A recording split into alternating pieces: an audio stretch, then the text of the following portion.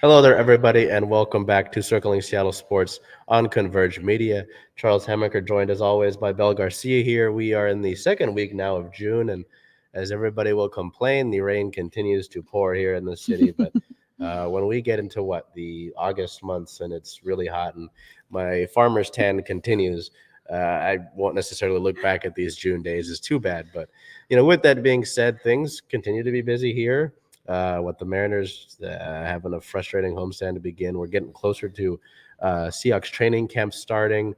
The Storm beginning their longest road trip of the season. Off to a good start. The Sounders have a game tomorrow. The Rain, some mitigating results. I can't complain. And then our favorite, as you can see here, our favorite of the week. Seawolves had a very nice week, but we'll have to get that in their segment. So with that being said, we'll head over to Seahawks here, and Bel will take that right away.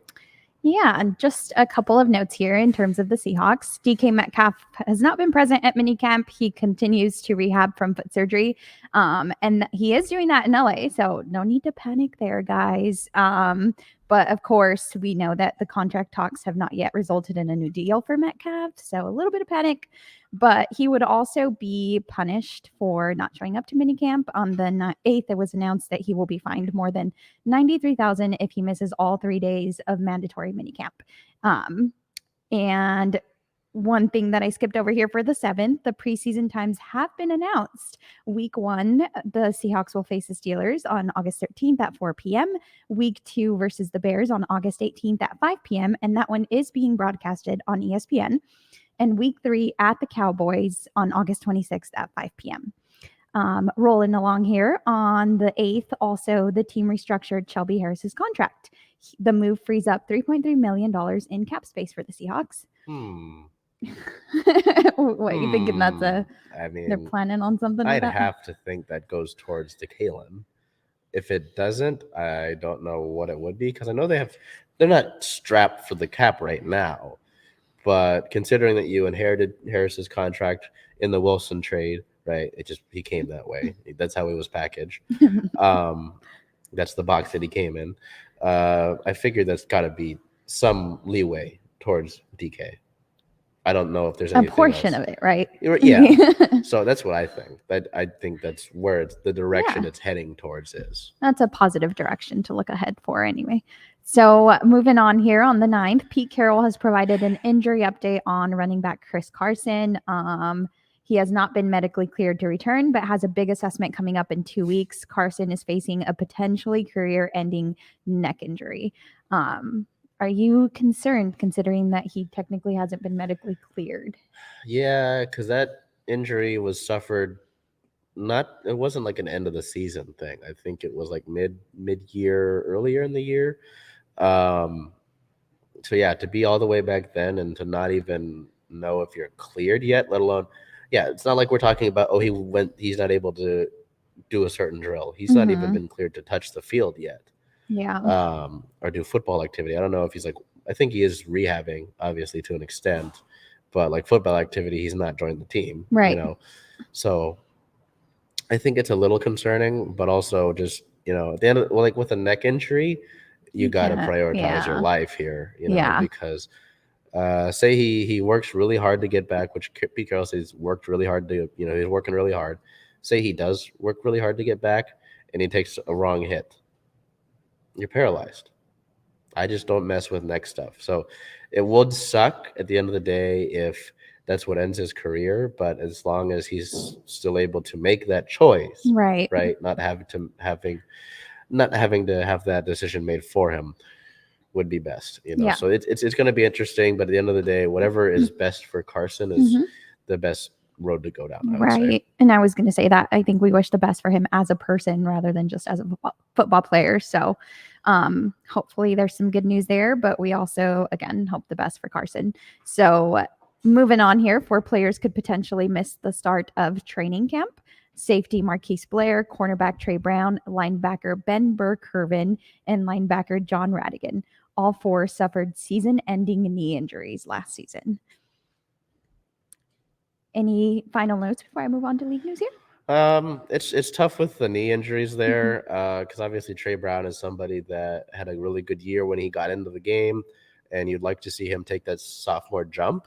But you got to, missing training camp can be really important. Yeah. Marquise Blair is a guy that I really liked when he was a rookie. He's a guy that flew around the ball, hit really hard, just had good instincts. I think I remember in his first preseason hit a really good hit. He got flagged for it, but it was like, whoa, this guy can hit. And he suffered, I think, season-ending injuries in the years that he's been in the league. So hoping that he's able to make that turn. But just at the end of the day, you want to go into training camp healthy, and that's kind of what we've just looked at. So just hoping that, good health as we head into this, continue the month of June, but then when we come back for it in July with training camp. For sure.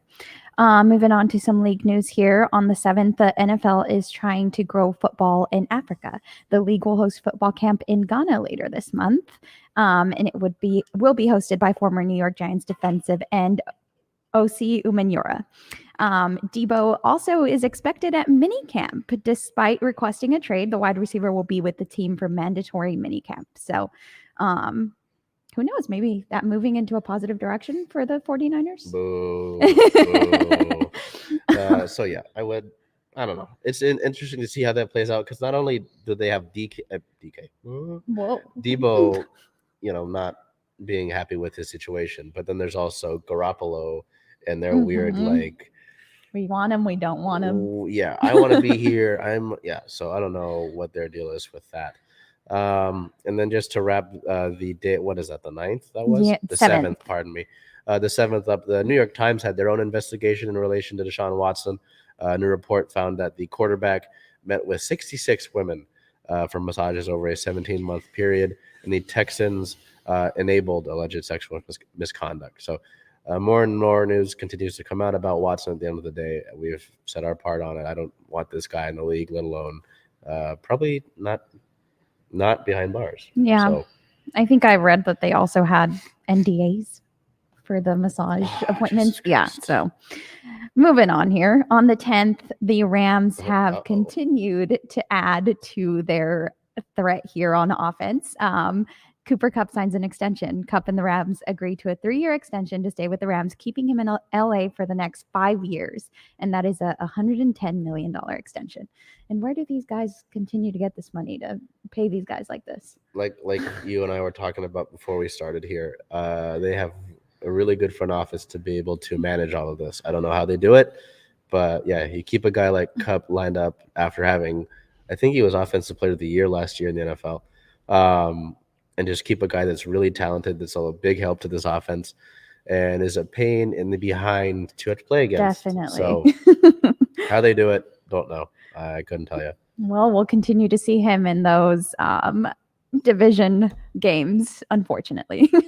Moving on, Jack Del Rio was fined $100K. Current Washington Commanders defensive coordinator was fined for his recent remarks regarding January 6th. He tried to compare the riots of January 6th and Black Lives Matter protests, and the fine money will be donated to the U.S. Capitol Police Memorial Fund. Looking ahead here, I think we've had this on the schedule for a while. Late July NFL training camp.